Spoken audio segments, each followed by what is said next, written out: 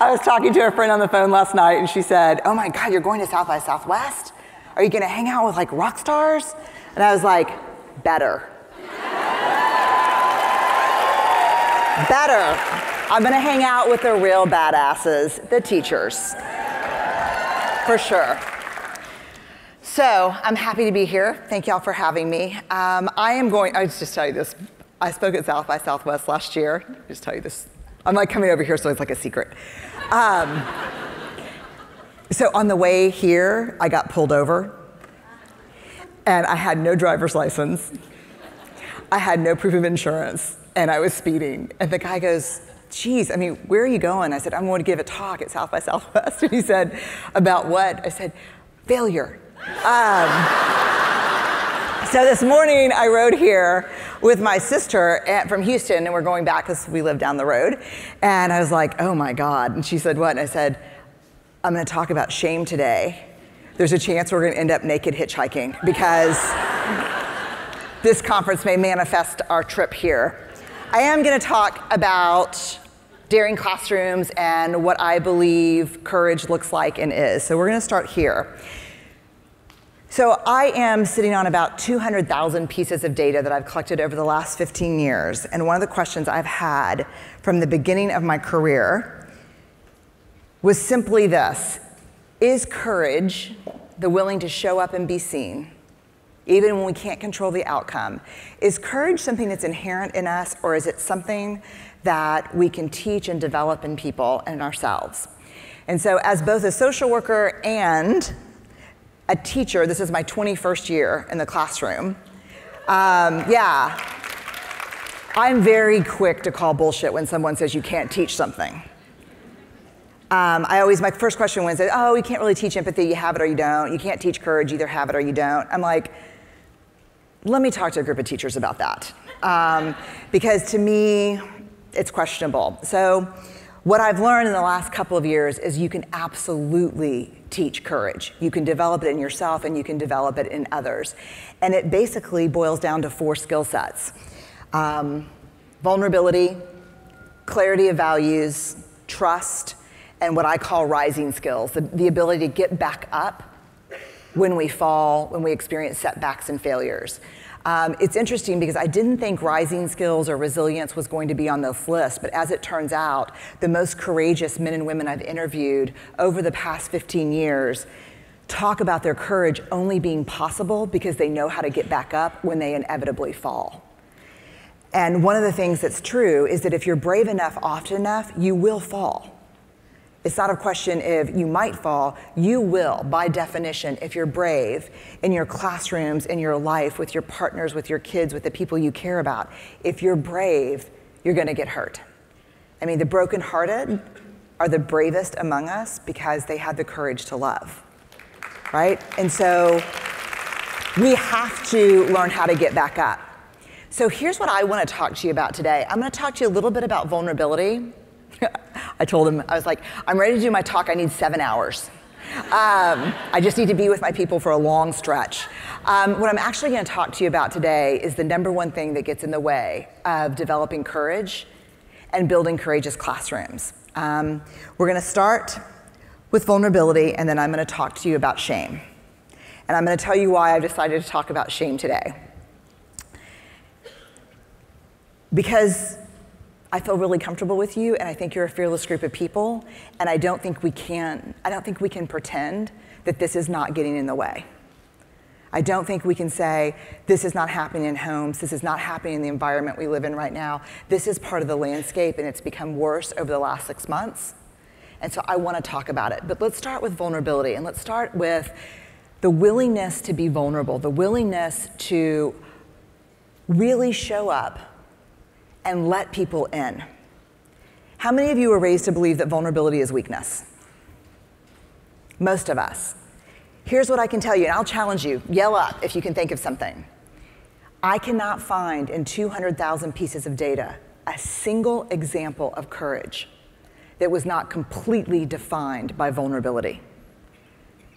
Let me challenge you. Can you think of one courageous thing that you have seen someone do in your life that did not require vulnerability, that did not require uncertainty, risk, and emotional exposure. One thing. I find zero evidence. And let me tell you, I've stood in front of a group like this of special force military people. They can't think of a single example of courage that did not require absolute vulnerability. But we hate vulnerability because it opens us up to being hurt. And we think, I don't want to be vulnerable because vulnerability, where's my slideshow? There it is the center of shame and scarcity and fear and anxiety and grief and disappointment. So I am going to armor up and self-protect. I'm not going to let people hurt me, see me, take advantage of me. The problem is that when we armor up like that, not only is vulnerability certainly the center of these experiences, it's also the center of these: love and belonging and joy. No vulnerability, no love, no belonging, no joy. What do you think is the most vulnerable human affect we experience? What's the hardest emotion for us to handle as humans? Joy. How many of you are parents? How many of you have ever stood over your child while they're sleeping and thought, oh my God, I love you like so much I can't breathe? And then in that split second, pictured something horrific happening to your child. How many of you have done that? It should be 95% of you. And this is a perfect example of that. Many years ago, when I first was studying this concept of foreboding joy, this fear we have about being joyful, I was on date night with my husband, and we come home, and I see the light still on in the kids' bedroom. I'm like, circle the block till they're tucked in, circle the block. So we go, we get some like TCBY yogurt or something, we come back, everyone's tucked in. I'm like, okay, this is awesome, let's go. And I remember we parked our car on the curb by our house, and we're walking in, and the song on the radio when we got out of the car was like one of my favorite songs, Little River Band. Do you remember the song? Like, Friday night, it was late, I was walking you home, we got down to the gate, and I was dreaming of the night. And I remember like, oh my God, this is like amazing. And we were holding hands, and I go, oh my God. And she's like, what's wrong? And I was like, do you ever think like someone's gonna jump out from behind the bushes and shoot us down? And he's like, no. Did you see somebody? And I said, no, I'm just saying, you know, like when things are going really well, you're waiting for like that to happen. Yes or no? Yes. And he's like, no. And I was like, yeah, because I mean, here's the thing. I would hope the babysitter would come out and like move us so the kids didn't find us. And he's like, oh my God, Brené. No, and I'm serious, and I don't even think on the list it was like, I should put like a whole, like, you know, if you need to call us, if we get killed in the front yard, like something so they know to call my mom and keep the kids in the house. And he's like, he goes, I'm guessing date night's over. I'm like, oh, hell yeah, date night's over. I'm like, we gotta come up with a list, a plan. But am I alone in this? Right, because joy is so, and I'll just share this with you. What was the one variable men and women who had the capacity to lean heavily into joy? What was the one variable they shared in common? This should be a pedagogy of itself. What is the one variable that people who can really lean into joy share in common? It is part of vulnerability, but it's actually a practice. Gratitude. The only variable that really separates men and women who cannot lean into joy, who start dress rehearsing tragedy, and the reason we dress rehearse tragedy is so we can beat vulnerability to the punch. So what we do is like, oh, this great thing's happening. I'm gonna start picturing worst case scenario so that when I get hurt and it happens, I'm all prepared for it, right? But how many of you think we can actually prepare for that?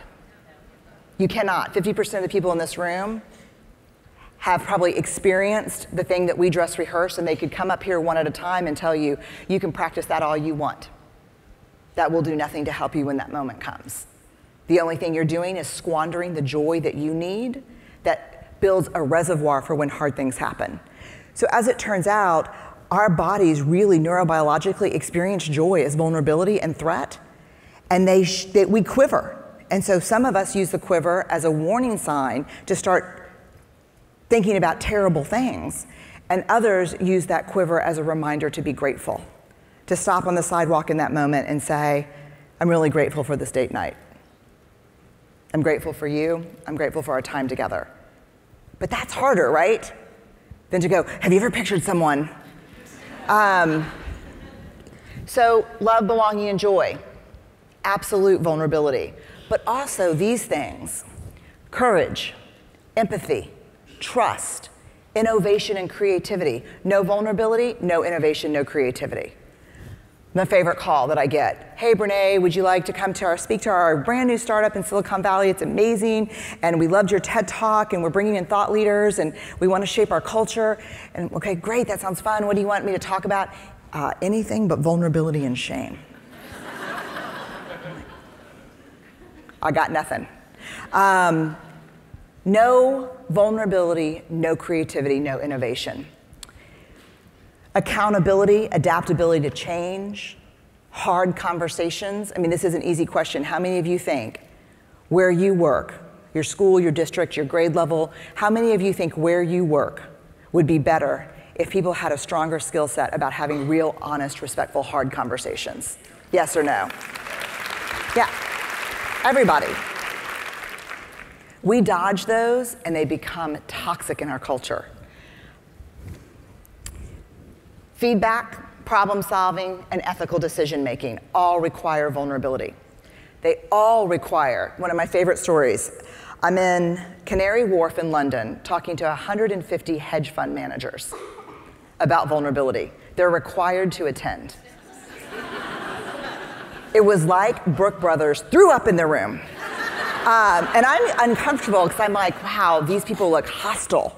All men, all white, and all not happy to be there. And so I only get like 5 minutes in before someone's like, excuse me, we don't know why you're here. We're bankers, we're high compliance driven, we don't do vulnerability. And I'm thinking to myself, I don't know why I'm here either. I haven't even ridden the London Eye. There's so many things I want to do. I'm not sure either. I said, what is why am I here actually? Like, what are you up against right now? And they're like, we're a high compliance banking industry. Our biggest problem right now is ethical decision making.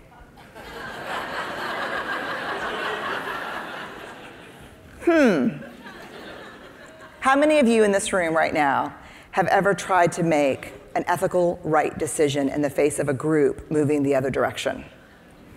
You will piss off some people. Yes or no? There's probably nothing more vulnerable than standing up in front of a group of people that you respect, that you work with, that you like, that you feel a sense of belonging with, and saying, this is not the right thing to do. So vulnerability is the birthplace of everything we want more of in our lives. The problem is that we end up here. Instead of having an open heart, we end up with a closed heart. We end up with a protected heart for a lot of different reasons. Some of them are environmental. Let me tell you this for sure. The greatest casualty of trauma is vulnerability. The worst thing we lose in trauma is vulnerability. And let's be very clear about what constitutes trauma. Racism is trauma. Poverty is trauma. Classism, trauma. Homophobia, heterosexism, trauma. And so the biggest casualty of that is, I can't be vulnerable. Well, when vulnerability, the ability to really be who we are, becomes a realm of only the privileged, we have lost our capacity to create a school, a home, and a country that we love. Period. Period. So there are those of us who will fight the big fight on the outside, but in no way can we give up the fight on the inside. You can make your classroom, and to some degree, if you have a collective group of brave, badass people, a whole school, but certainly in a classroom, you can, and I have seen it done many times, you can create a culture of courage within a classroom that can be the only space a child has, or an adult, even in a college classroom, I only teach graduate level, MSW, PhD, that's it. You can create a space in that classroom if you're willing to be excruciatingly uncomfortable and vulnerable. That may be the only space that student has to take the armor off his or her heart. But the one thing that will kill it faster than anything else, the one betrayal of vulnerability, is shame. That cannot happen in that classroom. And here's what you need to know before we start talking about shame. 85% of the men and women I have interviewed over the last 15 years can remember a shaming incident at school that was so devastating, it forever changed how they thought of themselves as learners. So let's do this. Raise your hand if you're in here and you can think about something that happened to you in school that changed how you thought of yourself. Right, because here's the other statistic. Over 90% of the people, the men and women we've interviewed, can remember a specific teacher, coach, or administrator who made them believe in their self-worth when no one else did. How many of you remember that teacher or that coach or that administrator? So what does that mean? So, so the question teachers always say, well, does that mean like they were doing more good or harm or what's happening? It doesn't, what it means, and let me tell you, you can be the same person. What it means is do not ever question the power you have with the people you teach. Learning is inherently vulnerable, and it's like you've got a classroom full of turtles without shells. And the minute they put the shell back on, they're protected from their peers or from the teacher or from whomever, but no learning can come in because no vulnerability, no learning. So we have to really find a way to develop shame-resilient classrooms, not shame-free. Look, here's what we know, 50 years of data. The only people who don't experience shame are people who have no capacity for empathy or connection. We all know shame. Everyone clear on shame? That warm thing that washes over you? That makes you feel small and not, so we all have it. And as long as we have a capacity for connection, shame will always be a real thing in our lives because shame is the intensely painful belief that there's something about us that makes us unworthy of love and belonging. For children, especially in lower school, probably through about 5th grade, shame is literally the threat of being unlovable. Shame is actually neurobiologically in lower school experienced as trauma because when you are not lovable and you're dependent on safety and nurturing and food and shelter, and you're not lovable, then that's a threat to your survival, right? So if teachers, and let me tell you, in the ranking, let me tell you exactly how it goes. Parents, teachers, clergy, peers. Because one of the things that exacerbates shaming is a power differential. So that's why we can inflict the most damage and we can heal the most wounds. So I want to make sure we all know what we're talking about. So we're going to go through these. Let me put them all up. We're going to go through these 4 because they're radically different concepts. We use these words interchangeably, and they are completely different. And one of the 4 elements of shame resilience that the most resilient men and women have in common is they know the difference between these words, and they use the right word to express the right emotion. So shame. Shame is a focus on self. Shame is I am bad. There's something inherently wrong with me. The one we confuse it with the most is guilt. Guilt is I did something bad. Shame is a focus on self. Guilt is a focus on behavior. I hand out papers, and John gets his paper back and says, oh my God, I'm so stupid. I'm such an idiot. I'm so stupid. I'm so stupid for not studying. Shame or guilt? Shame. The focus is on him. So what about if John gets the paper back and he reads it and he says, God, not studying was such a stupid thing to do? Guilt. One's a focus on self, one's a focus on behavior. You look at a kid and you say, you are a great kid. That was a stupid choice. Guilt or shame? Guilt. So let me ask you, let me give you a visceral understanding of why this is different. How many of you in here, if you hurt my feelings, how many of you could apologize and say to me, I'm sorry, I made a mistake? How many of you could do that? I could do that with y'all. Shame. I'm sorry, I am a mistake. That's the difference between shame and guilt. Is it semantics? No, it's not semantics. Let me tell you why. Shame is highly correlated with addiction, depression, bullying, violence, eating disorders, and suicide. And here's the big piece you need to understand. Guilt is inversely correlated with those outcomes, meaning the higher the level of guilt shame talk, the less likely it is for a child to experience those outcomes. As it turns out, many researchers argue that guilt is actually a protective factor against things like addiction. That's shocking, right? And it's not just semantics. You can't, how many of you have ever experienced shame just the way someone looks at you? So you can't feel shame towards someone but use the right vocabulary and pull that off. But it's a focus on behavior. First longitudinal study they did with kids, they took a cohort of kids in 5th grade, measured whether they were shame prone or guilt prone, meaning did they use shame self-talk or guilt self-talk. Followed them up as seniors in high school. Shame prone kids more likely to drop out, attempt suicide, and engage in high-risk drug and alcohol behaviors.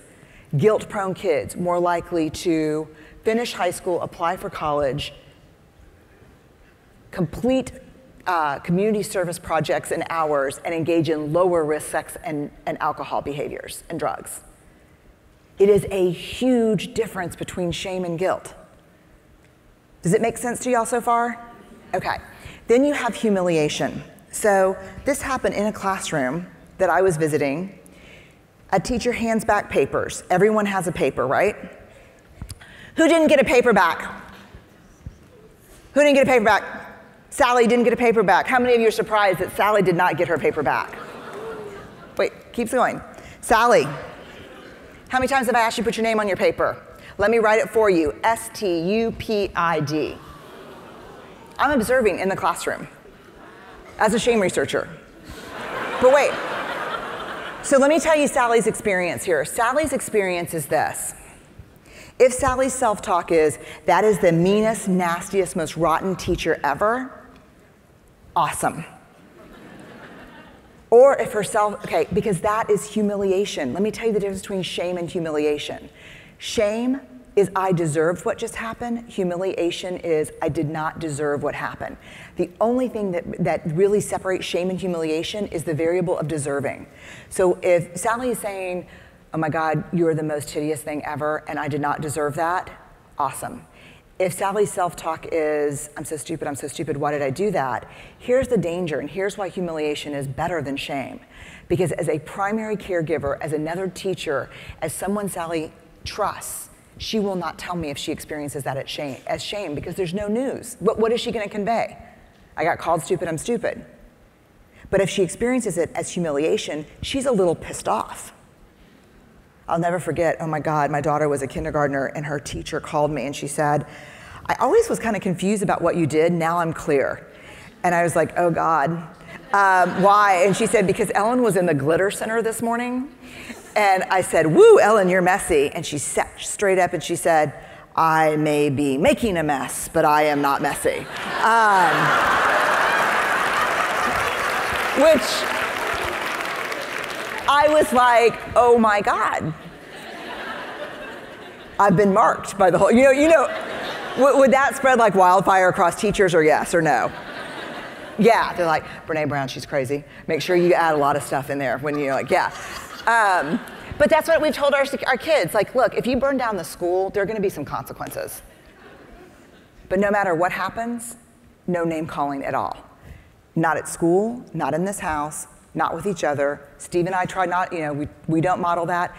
And between siblings, let me tell you, the biggest heartbreak I've ever seen probably in my research life is interviewing siblings, adult siblings who have a very disrupted relationship, who were cruel to each other, because you know how siblings work, right? I can shame you because I know all the stuff that hurts you. I know about the acne and the struggle with the weight, and I know everything. Parents who do not intervene around that and say, that will not happen in this house. You will not talk to each other that way. If Charlie, my son's doing his homework, and he's like, God, I'm so dumb. No name calling. I didn't call Ellen a name. You called yourself a name, no name calling. How else does shame show up in classrooms and in schools and in organizations? I mean, I do most of my work in like Fortune 100 companies. How does it show up there? Same way in classrooms. Favoritism, gossip, name calling. And these are adults. But that's how it shows up. The last of what we call the 4 conscious affects is embarrassment. Fleeting, often funny after it happens, but the hallmark of embarrassment is when we do something embarrassing, we know that we're not the only ones who have done it. Does that make sense? When you're in shame, let me tell you how shame works. Shame cannot survive being spoken. If something shaming happens to me and I can call my sister or I can tell my husband, oh my God, this was exactly what it sounded like. I'm in a shame shitstorm right now. Let me tell you what just happened. It can't hold on. Shame cannot survive being spoken because shame requires you to believe you're alone in order for it to maintain its power. Does that make sense? It's about speaking truth to shame. It's about saying, this is what happened, I feel completely alone, and like this makes me a bad person. There are 3 ways we defend ourselves from shame, and I want you to think about yourself, but I also want you to think about your students, because this is something I draw on the board the first day of school. I draw these shields and I say, here are the shame shields. You feel shame, you feel not enough, you feel unworthy. You're gonna pick up one of these. You're gonna move away, move against, move toward. What is moving away? Some of us, when we feel shame, we secret keep, we hide, we get quiet. We just wanna disappear. How many of you move away when you're in shame? Like, I just wanna disappear. Some of us move toward.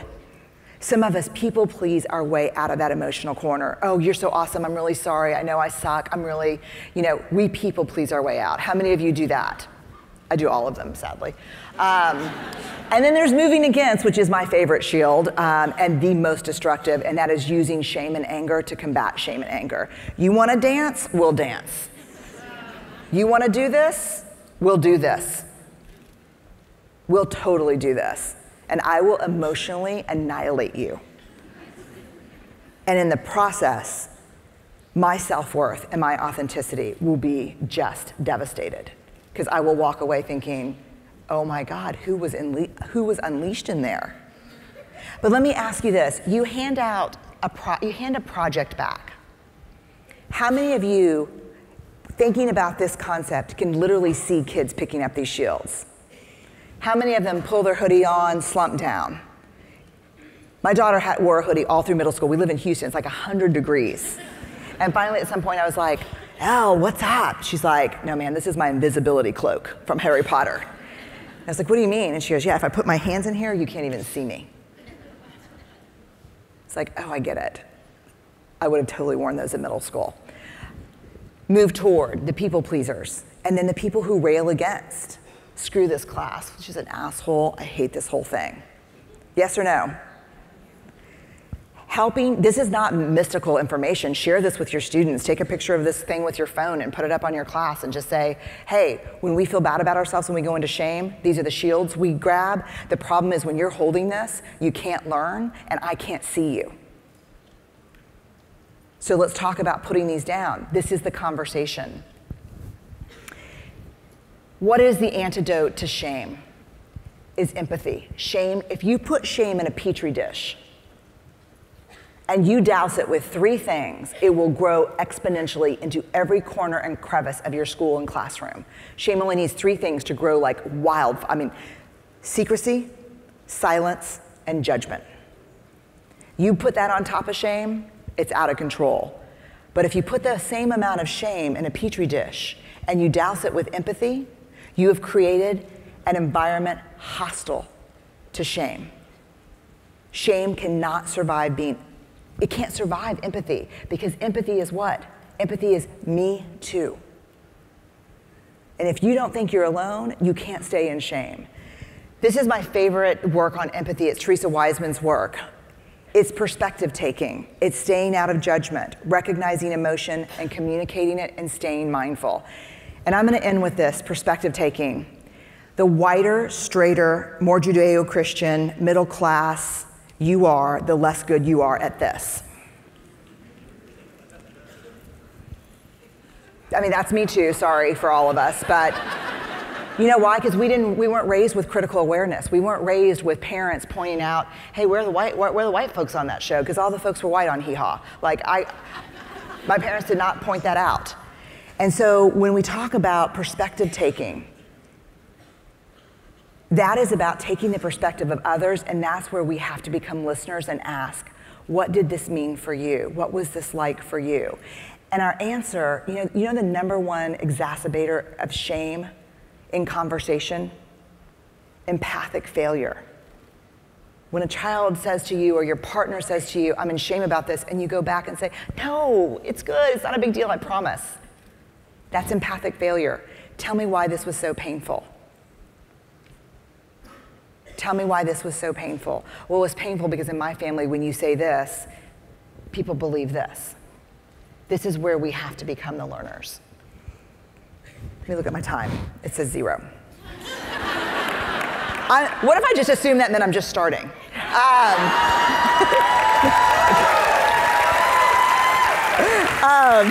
I just love, you know why? I'm going to tell you, and I'll say this. I know this is going to be recorded and people are going to I'll get emails about it, but it's worth it.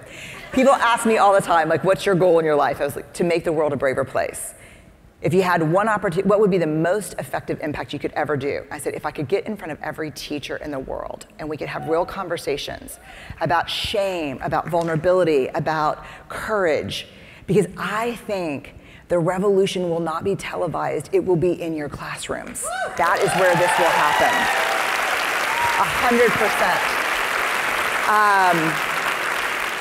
100%. You are working on the hardest edges of love. And my invitation to you is there's a lot of hate out there right now, yes or no? Yes. My invitation to myself as well, because I'm not good at this right now, is every time you hear something hateful, or someone's talking about hate, try to switch out the word for pain. Try to think about pain. This is only going to change with you. I wouldn't pull parents in to do this. I would pull teachers, because this is where we can do it. And I'll just stop now and say thank you for inviting me, and thank you from the bottom of my heart for waking up every day and making the choice to be brave with your lives. It makes a bigger difference than you will ever know. So thank y'all.